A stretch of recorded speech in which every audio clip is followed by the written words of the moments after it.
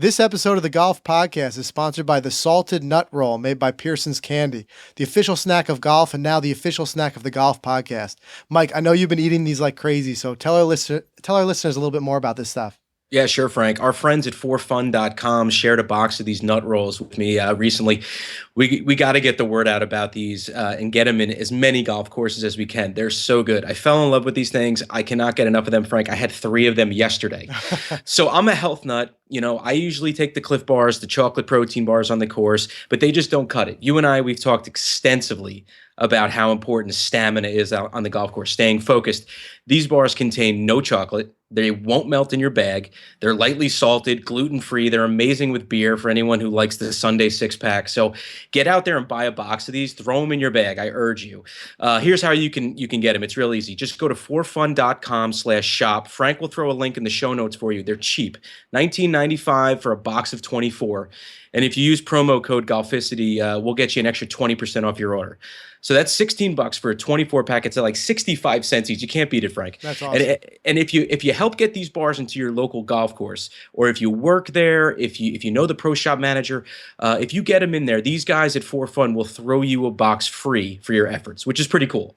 Yeah. So it's an awesome snack, awesome outing giveaway too, you know, just to throw in the goodie bag. So help our buddies at For Fun. Let's make everyone aware of these things. Frank, remember the payday bars? Yeah, yep. It's kind of like a healthy payday bar without the caramel, half the carbohydrates, and 7 more grams of protein. These things are legit. I love them. And in fact, I'm actually going to be eating one during tonight's show. So I'm going to apologize to everyone now. So with that said, Frank, let's get on to the show. All right, welcome to the 81st episode of the Golf Podcast. This is actually going to be, Mike, this is our first time doing this. We're going to break this up into a 2-parter. So we've got so much to cover. This is something that's been on the minds of a lot of our listeners for a long time. We've got a lot of listeners who are just very new to the game. And if you're not brand new to the game, still stick around. We're going to be talking about, step-by-step guide of getting started with golf for beginners. But I can almost guarantee that everybody can learn a little something from this. We're going to talk about tips about equipment, where to get started, how to get started. So if you're a brand new golfer, this is definitely going to be for you. Like I said, this is going to be a big one. So we're going to split this up into 2 episodes. Next week, Mike, very exciting. We're going to be at the Barclays. So we're going to be doing an episode from there. And then after that, the week will be back with part 2 here. But Mike, there's so much to cover here. This is based on an article that came onto Golficity maybe a week ago, and it's been getting so much attention because there's a lot of people out there, for whatever reason, they're just getting started with this game, and they're looking for ways to really do and demystify it, because everybody knows how challenging and how difficult the game is. So it can be kind of a little intimidating, a little bit of an uphill battle for people first starting and not knowing where to start. Or some people get thrown into it because maybe they just entered the workforce and there's a company outing coming up, or maybe their buddies just took up the game and they want to too, and they're just not sure where to start. So we're going to cover a lot of that. We're going to go through step by step, and then stick around for later. We've got another one of our really exciting rules quizzes. This one's going to be really fun. It's based on a recent experience I had. So Mike, a lot to cover. I'm excited about this one. How about you? Yeah, I'm really excited because I always feel that I've been playing this game for about 7 or 8 years now, and I still to this day feel that I'm a beginner, because I'm always learning new things. So, just because you're not a beginner, still pay attention to this one, because there's a lot of helpful tips in this one. Absolutely. And there's things we talk about that can save you some money. We talk about how to play more affordable golf and things like that. But again, if you're brand new to it, just go through this step by step. I will link to this article in the show notes. You can get to that by going to golficity.com/episode 81, because there is a lot of content here. There's a lot more than we can even cover in one show. So like I said, just go through. You'll see we'll link to a lot of different articles that'll piece this out. But yeah, I'm excited to cover this one. And we got a lot to talk about. So let's just jump right into it. And the first thing that, like I started saying at the top of the show, is that golf can be intimidating when you first start. It is, the reality is it's just plain hard. All right. And there's a lot of people, and I'll say this, I've talked about this on previous episodes. There's a lot of people who get discouraged because they don't feel like they're making enough progress quick enough or things like that. If that does happen to you, I think what the most important thing you could do is just kind of take a step back from it and just realize that the real fun in this game is the constantly improving and constantly getting better. Okay. There's no perfection in this game. We've talked about this before. You can't shoot an 18, right? It's impossible. So no matter what you shoot, no matter how good you are, you can always be getting better. So if you're chasing that end goal, you're going to always be experiencing some frustration. We talked about on previous episodes how to, be a little less frustrated with the game. But if you can instead switch your mindset to saying that you're going to embrace the learning process and you're going to, have those small goals and those small wins, you're going to do much better in the game. So that's the mindset I'd say to start off with right off the bat. Mike, do you agree? Yeah, absolutely. When you say dive right, you say the word intimidating. I mean, I'm always playing with beginners. I don't know if you find, well, you play at a private course, so maybe it's the same guys you see, but I'm always playing with some beginners. And I played with my boss the other day, and he is a terrible golfer. He's a beginner. He played once last year, and to this year, yesterday was his first time this year. Yep. So he went out there, and he did better than me on one hole. So think about it like that. Yeah. I mean, it's intimidating, but you can always go out there and you can always learn things. This game, you can learn how to be a good golfer. You absolutely can. There's so many, like you talk about, we talk about it here. There's so many resources. There's so many different ways. And that's where the fun comes. Just knowing that you're getting a little better. Mike, similar situation for me. I was subbing in the league again last week. And the guys I was playing against, both of them, there was two guys. They both were, I think they were 25 or something like that handicap. So on 9 holes, I had to give them each 13 strokes. Wow. All right. So, but what's so crazy about that is that I'm telling you, there was never a moment of frustration for these guys. Now, I understand, like some people might get more frustrated than others are saying they're having trouble, but these guys, honestly, they'll hit like 10 terrible shots, but then they'd hit 1 or 2 good ones.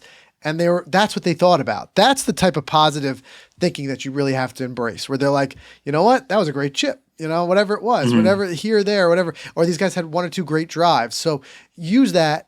They're stepping stones, build off them, and then don't get discouraged by it, because you can always work for those small goals, and you'll feel so much better when you attain those small goals if you're not constantly worried about like my goal, right? Like you could start off the game and say my goal is to be a scratch handicapper. Well, you know what? Start with just saying I want to get it down to the single digits or whatever. So then when you get there, you feel that little bit of progress. So for the very, very beginners, would you say play golf right away, or is it more spend most of your time at the range? Well, the one tip that we start off with in step 1, we say, is just to make sure that you dive right in. Okay. And we talked about it. It's going to be hard, right? And the best way to dive in, I think, because there is some things, and we'll talk about that in a minute, to learn before you actually hit the course. And you're going to want to have some experience under your belt before you get out there, so you're not frustrated that you're holding people up or whatever. So one thing we say, the best thing you could do to get started is just get out there and hit the range. Don't think about it. If you're saying like, all right, I want to get started. I'm watching golf on TV. Maybe I play in fantasy golf. Like, we have so many readers who are fantasy golf fans, and maybe they're saying, you know what, I've been doing this for a little while, but I see these guys on TV. Maybe I want to kind of get into it, or my buddies play or whatever. You know what you do? Just dive in with 2 feet, jump in the car, go down to the range, and take some swings. Is it going to be pretty, those first swings? Probably not. Are you going to know what you're doing? Not necessarily, but it really doesn't matter. The idea is just to get out there and just start swinging. And really, for most people, that first step is really all it takes to hook them onto this lifelong pursuit that we call this game of golf. So it's just about getting out there, swinging. Again, it might be messy, but that's okay. You just want to start getting used to it, getting swinging. Now, before you even make that commitment to the equipment and things like that, there's a couple things you could do. Because probably you say, well, Frank, how am I going to drive down to the range? I don't even have clubs. A couple things you could do. First, you could ask around, borrow some clubs from a friend. Chances are somebody who plays golf. If they're like us, they probably have 2 or 3 older sets sitting around in the garage or something like that. They'd be like, here, go ahead, take them out, have fun. That's one way to do it. Another way to do it is you can use the clubs at the range. Now, I'll be the first to say those are usually about as beat as they can get, but that really doesn't matter in the beginning. Okay. It's easy to get too hung up on equipment, but I remember what pro said it, but we heard him say, if you're good enough, you could hit a walking stick. It doesn't matter, especially in the beginning. You just want to get that feel for making contact. Or the other thing you could do is you could buy 2 or 3 clubs. If you do, my suggestion would be to purchase a wedge and a driver or a wood. And the reason I say that is because as you progress with the game, you're definitely going to be buying a set. And an iron set would not come with either of those. So you're not having to rebuy a club. Like I wouldn't go out and buy a 7-iron because the set you buy is going to have it. But I really think personally the driver is going to be a little bit tough in the beginning, a little intimidating. Maybe just go out there, buy a wedge, buy a sand wedge, and just something that feels good, doesn't have to be expensive, and just go out there and just take that to the range and just start hitting some 100-yard shots. I mean, they might not be in the beginning 100-yard shots, but just get used to getting that ball up in the air. All right. And there's really no reason to be nervous heading to the driving range for the first time because unlike the course, like we said, you're not going to be holding anyone up. You're not going to be getting in anyone's way. You kind of like take a bay off to the side and just kind of do your thing. Remember, if it's your first time out there, safety is the first priority. Don't walk too close to another golfer. Don't walk in front of someone who's swinging and things like that. But there's a lot of ways to do it. It's perfectly acceptable just to jump in your car, get out there, and just start swinging. A lot of resources you could do if you feel like you don't have any starting point. First of all, YouTube, a lot of basics out there. You can just kind of watch the start of a swing. Don't worry about all the finer details yet. I would say if anything, focus a little bit on the grip. You don't have to, but if you're interested in signing up for a Golficity premium membership, we have the academy that walks through the step-by-step first stages, things like the grip. We have a lot of lessons on that and how that works. But you can watch a couple YouTube videos, take a look at how the grip is going to be. This is the fundamentals you're going to want to get down early, but just get your body in that motion, feeling it and feeling the swing. I think if it doesn't do anything else, if it just starts to hook you on that, like I said, that journey, that's going to be important, right? Yeah, absolutely. I'm listening to everything, and I'm thinking about how I want to go out and just redo this now. Right. Right. Taking me back to becoming a beginner again. So, well, tell me, how did you get started? It just started as more of a after college. There was really no sports or anything around. For me, because we don't play the basketball anymore, the baseball. Right. Those are all kind of done with. So I figured I was in the business world, and I said, let me take on something that I could do, while I'm working. And I just went and I bought a very cheap set of clubs. I just went for the whole set used. And I would go to the range a lot. The most intimidating part of going to the range for me was finding out where to get the token and like where to go. Where do I get the bucket? How do I do this? How do I use this machine? Right. But no, it was. I started at the range and then I went out and I would just get excited about playing. I eventually got to the point where I was playing and it was awful. It was terrible. But I didn't even really play that much. But it was mainly just going to. I used to go to the range all the time. It was more just a fun hobby, like going to the arcade. Right. And look how far you've come in such a short time. Absolutely. You're only talking about maybe being in this game, 5 years, 6 years, something like that. Exactly. And now, the scores you're shooting, low 80s, that type of thing. I mean, you're in the low, 10 to 15% of all golfers who can even shoot that well. Mm-hmm. So it just shows you that it can be done. Doesn't matter how messy it seems at the beginning, but there's a lot of ways to do it. I've always said that there's a lot of benefit to jumping right in early and taking a lesson. We had an episode, I'd have to look back through the episode list. It was a while back where we talked about the benefits of taking a lesson. And I think after you do that, after you spend your first day at the range, first day or two, and you start to just feel it, don't be afraid to jump in early with a lesson. A lot of ranges have relationships with pros. You could ask right there while you're there. Is there anybody who does lessons, whatever it may be, because you want to develop some good habits early. And a pro will be able to show you you tell them, I'm brand new to the game. I just want some fundamentals. They'll show you that grip. They'll start to show you just some things. I'm trying to think when I started as a kid, very young.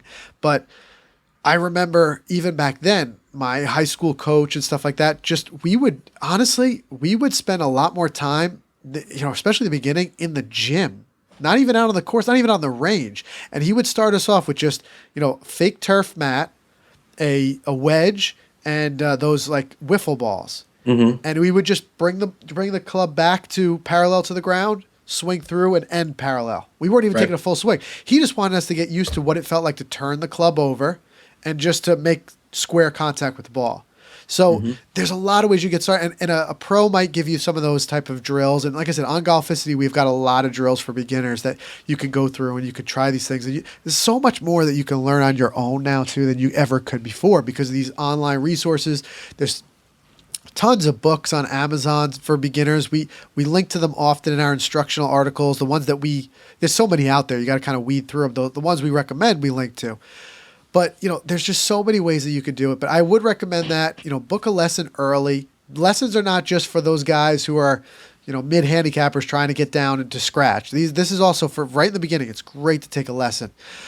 So, Mike, you started talking about how you went out and bought your first set used. I mean, that couldn't have run you more than what, 200, 300 bucks? It was like $199. Yeah. I think I got those like Nike sling. I was playing graphite shafts. I didn't know anything about anything with gear. And I just like, those look cool. And you know what? That's so true. It doesn't really matter in the beginning. Mm-hmm. That's not what it's about. I mean, you can hone in on your equipment later. And I wouldn't even suggest investing much because you don't know what you're going to like when you start playing. Right. You don't know if you're going to like the steel shafts. You don't know if you're going to like, what flex. You're not even thinking those things when you first start out. So there are ways to do it. We talk about, we joke too on Golficity. We've got a couple of articles about the most expensive golf courses and, like Whistling Straits. We just watched them play and it can be $400 for a tee time.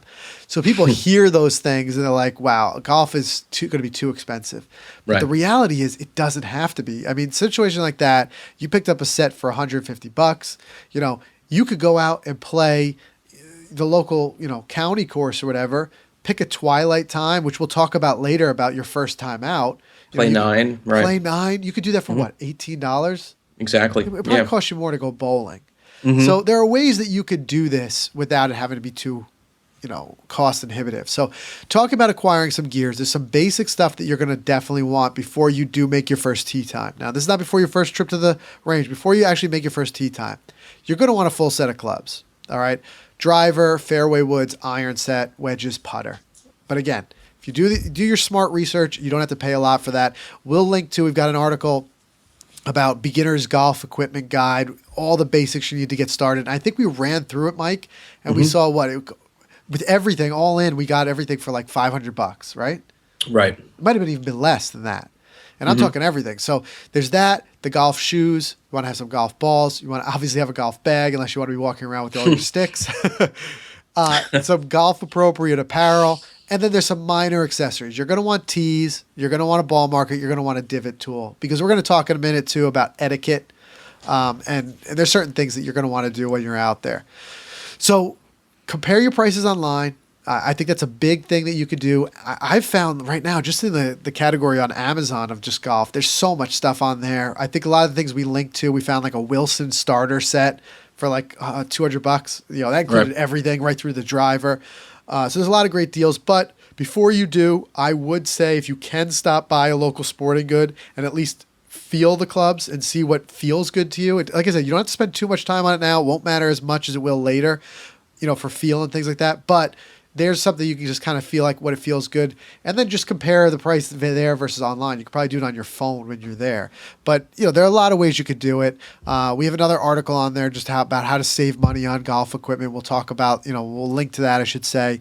But you don't have to worry about the crazy things like a GPS unit or anything like that yet. That's not something you're going to need to do. So, Mike, before we talk about learning some of the basic rules, is there any other tips you have for equipment for somebody who's starting new? No, I mean, like you said, keep it simple. I mean, we don't have to wear the Ricky Fowler orange, on day one. Right. You don't have to get the fancy equipment or look the part. Just like you said, just look like a golfer, get the right stuff you need. I mean, you were playing those old school TaylorMades, right? Yeah. I know they were probably new for the time, but even after that, you were playing with them for a while. That's exactly right. You developed a gorgeous golf swing on those clubs, and then you transitioned to the new pings you got. And you just carried that swing through, and now you're playing even better. So yeah, I was playing with those TaylorMade burner Yeah. graphite irons. Because, it was true. I got back into the game. Some people, I told them my story. I played when I was young, and then I was away from the game for many, many years. And then when I got back into it, I didn't rush out and immediately buy clubs. I played with those till I started to get my swing back. And then I said, all right, what do I want? And I'm still right now where I'm at. I'm not at the point yet where I'm going to be investing in some forged Titleist API irons or something like that. I got a nice set of pings. Didn't have to spend a fortune on them. I got them fitted. We talked about the importance of getting them fitted when you get to that point in your game. But I still know there's still a lot of room for me to grow to that point. When I'm ready to play those forged irons and things like that, I'm going to make that next step. But it's step by step. You don't have to go out there, like you said, looking like Ricky Fowler with all the latest stuff. I mean, you could, if you're unsure, and like I said, if you're very new to this and you're not sure what the appropriate attire is for where you're playing, just call ahead. call the pro shop and just say, what's required. Most courses you could get away with shorts, whatever. And honestly, I've gone before to like Target and they have like the collared golf shirts, like the dry fit, something you would spend like $90 on if it had a name. And just because it's a no-name brand, I get like $15. You get a couple of those, throw them in the trunk. You're ready to go out and play anytime you want, right? Exactly. So, all right. So now you got your equipment. You got in there. You practiced a little bit. Maybe you had a lesson. Another thing you want to do is just start to learn the basic rules. Because although, like I said, going out and playing with other people, especially when you start out, a lot of times on a public course, you're going to get teamed up with other people. You're not going to go out there as a single. So maybe it be people or who already play the game. Maybe it's people you're learning with, or maybe it's people you don't know at all. You're just getting paired up before you go out. There's a lot to be learned from them, watching, listening, learning. And I don't think there's any shame at all in telling people, hey, I'm brand new to the game. If I get something wrong, please help me, just point me in the right direction. I may ask you if you don't mind. And you'd be surprised how many people in this game are very, forthcoming with information, very helpful. But there's a lot of things you could do. As far as just learning the rules of golf, one thing I'm going to link to here is our 10 unwritten rules of golf etiquette. I think those are a great place to start because although those are not rules, like you're not going to be penalized, these are the type of things that make it where you're going to feel less intimidated playing with others because you're going to know you're kind of doing the same etiquette as everyone else. Simple stuff like I talked about, fixing your ball marker, fixing your divots, knowing when to let someone play through, especially at the beginning if you're too slow, those types of things.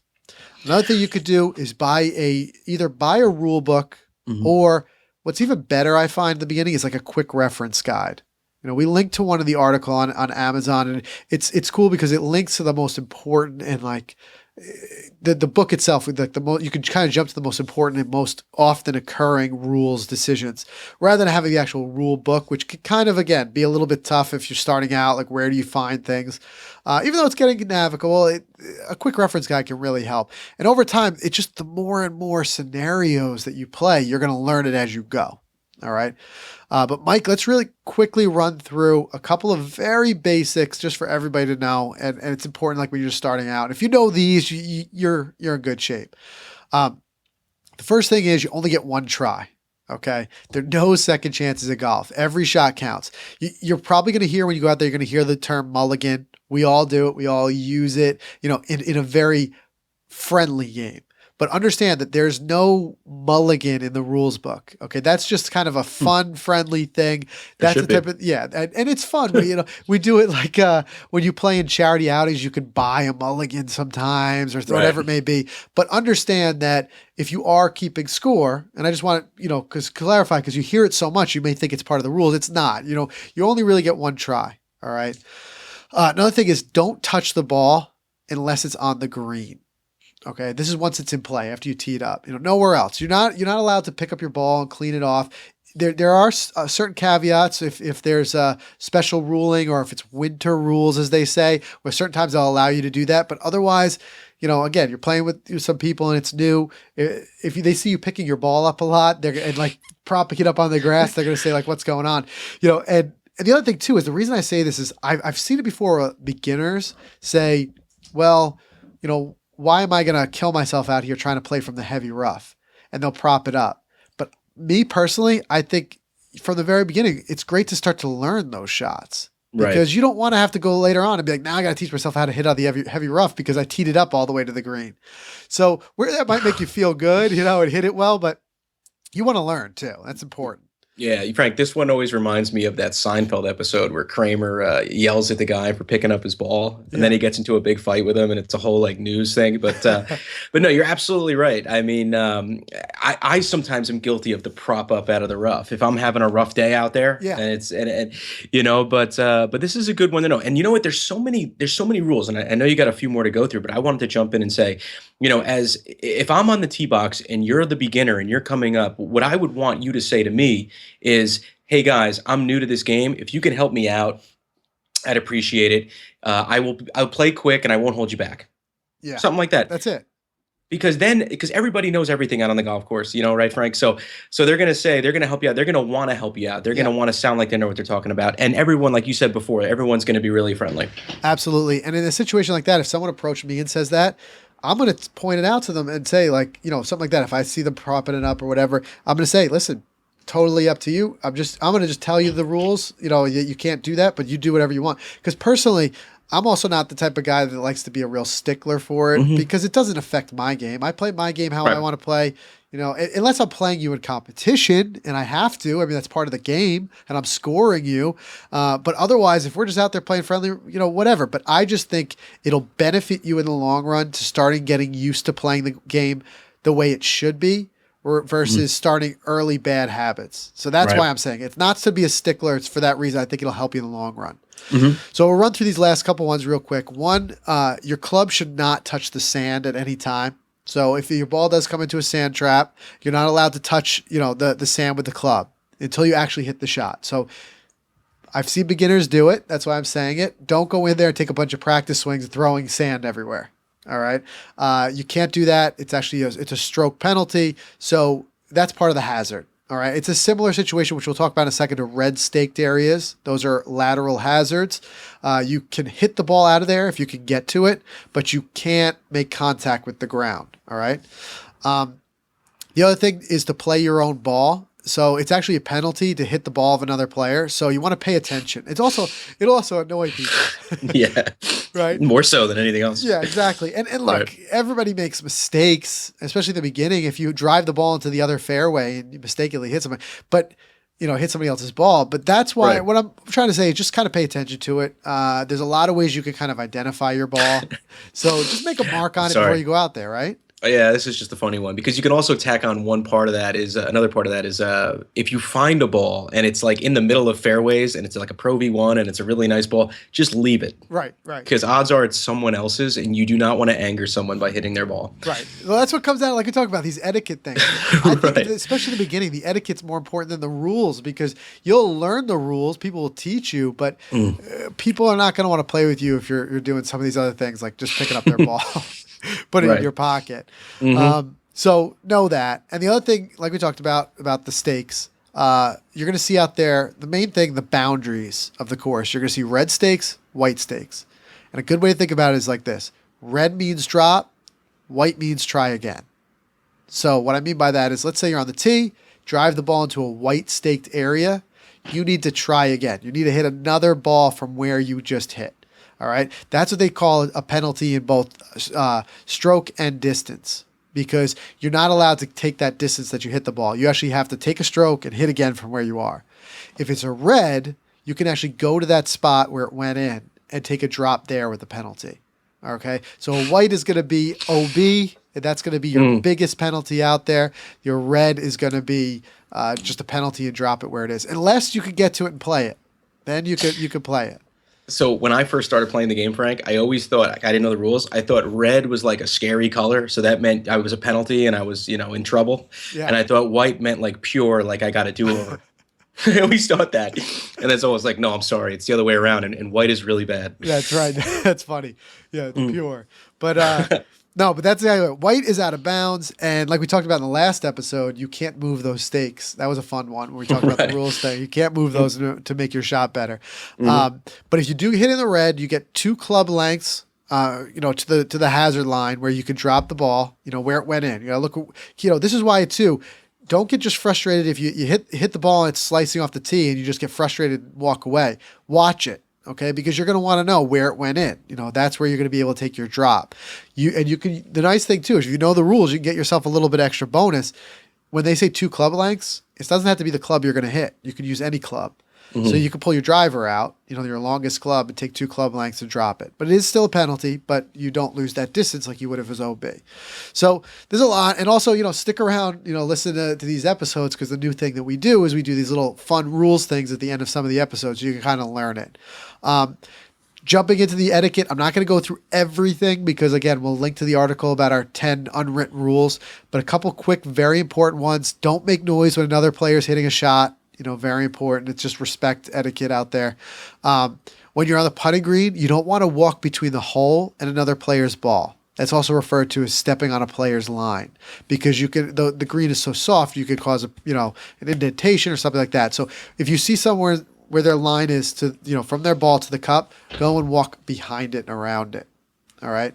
Mm-hmm. Also, always rake the sand traps when you're done. You wouldn't want to. It's like the old golden rule. You wouldn't want to approach a sand and then be having to be hit out of where someone's big, deep shoe print was. Okay. So fix it for the next guy who's after you. Same thing with your divots. Replace them wherever you can. Sometimes the golf courses will right on the golf cart leave a little filler. You could fill them up. You want to fix that indentation that the ball makes when it hits the green. That's called the ball mark, and that's where you can have those little repair tools like I talked about. And we linked to those in the equipment article. Definitely help other golfers look for their ball if it's kind of lost or if in a bad spot.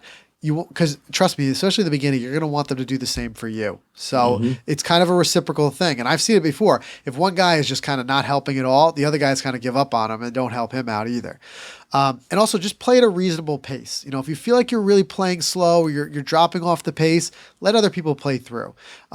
In the next part 2, we're going to talk about your first round and how to play that, where to play that. And one big point we're going to say there is also understanding different times. You want to play in off times, not the busiest times.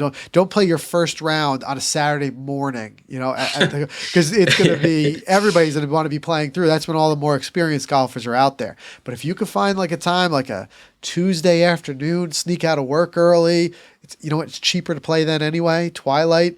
You can kind of have the course to yourself. You can learn as you go. But we'll cover that the next time because we want to get to the rules still today.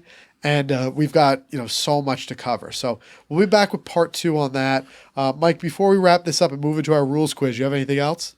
Speaking of etiquette, and I thought I've seen everything out on the course. About a week ago, the guy I played with had his Beats pill, Bluetooth speaker, just blasting Grateful Dead and all these music in his cart. So I was into it. I mean, I'm a musician. I mean, I love music. And I was like, first 3 holes, it was cool. But then after that, I'm like, all right, buddy, let's turn that thing down a little bit. We say it politely. You don't have to be afraid to ask. But right. We have a guy like that too. You always know where he is on the course because he's funny. He's got his cigar and he just plays his Sinatra.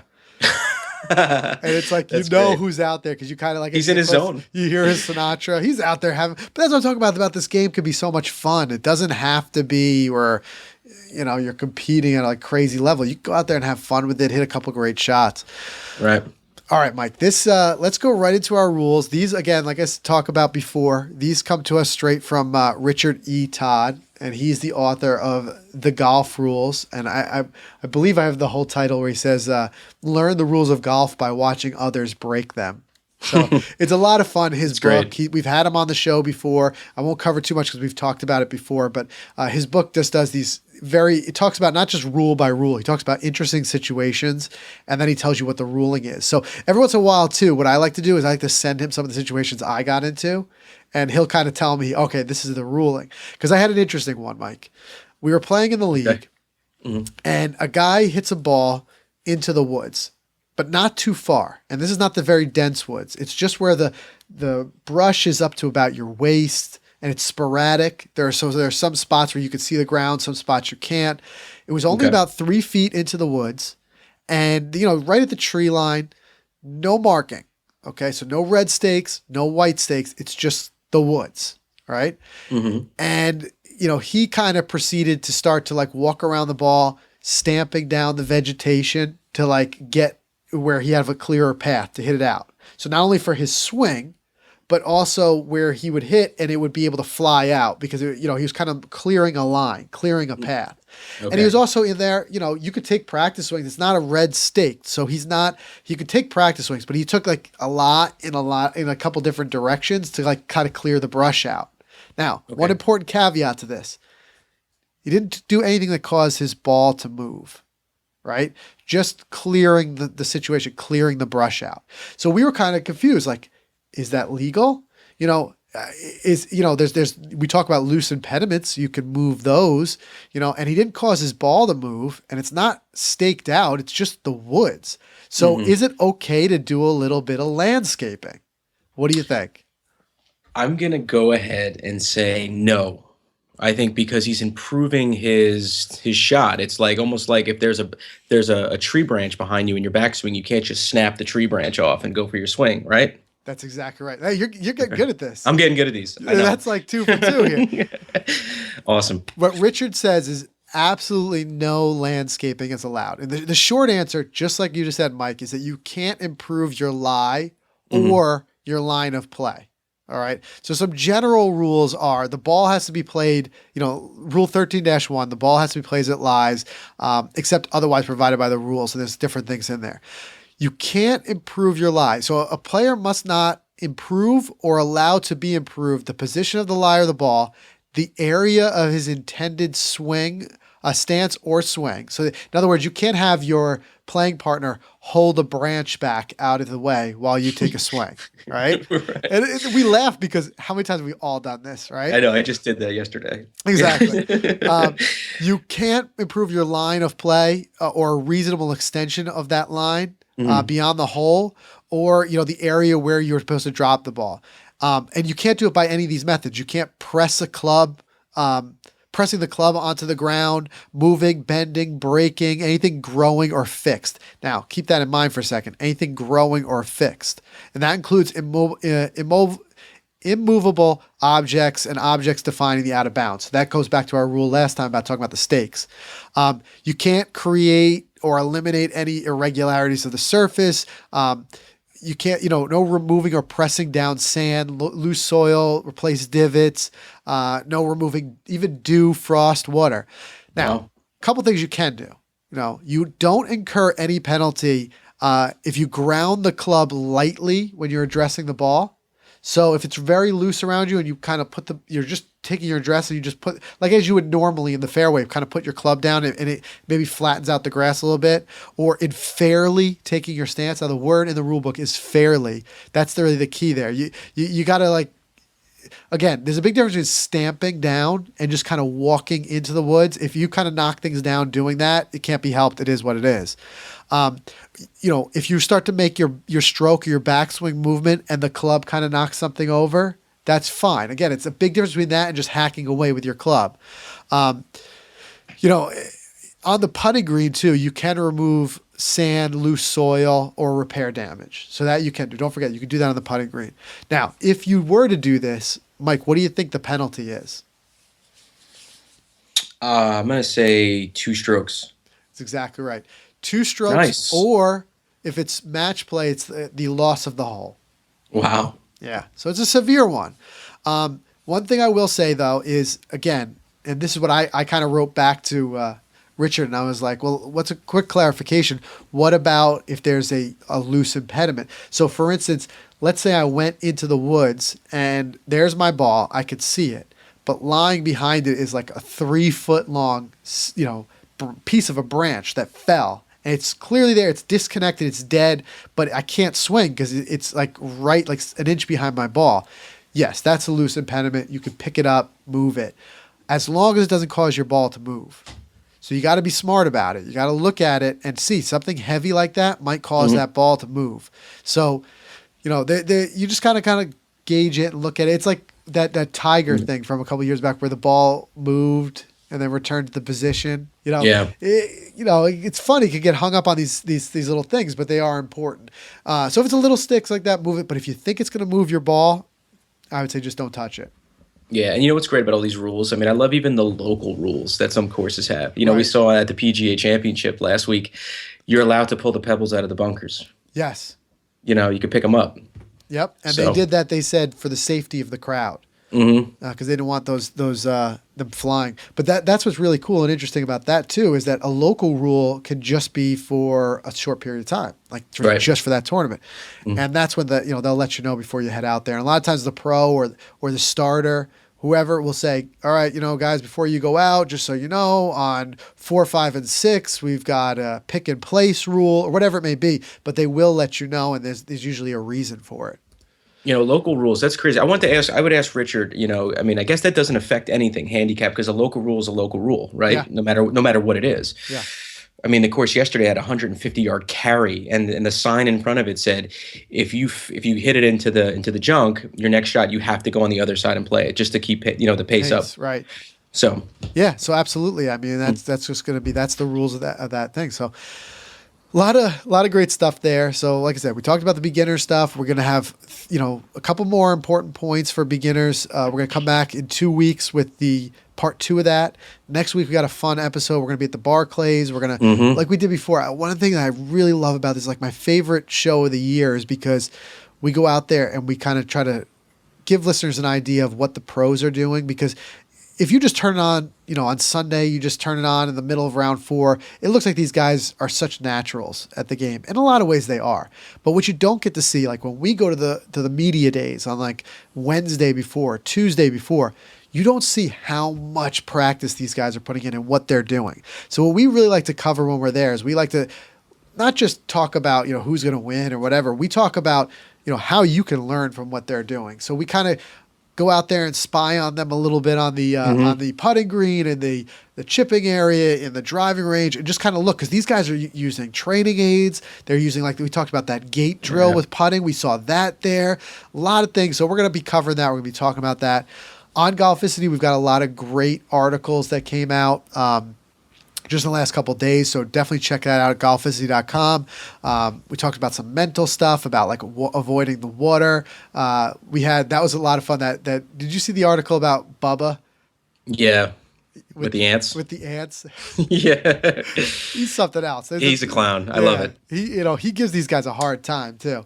But there's a judgment call, a ruling that the ants have made whatever, but then the debate of whether it's an insect is an animal and if is it a burrowing animal, you know what I mean? It's the things that are natural to the golf courses or not. These are interesting things, so it's great. And the best way too to stay in touch with all this is, if you haven't done so already, I encourage you to subscribe to the Golficity newsletter.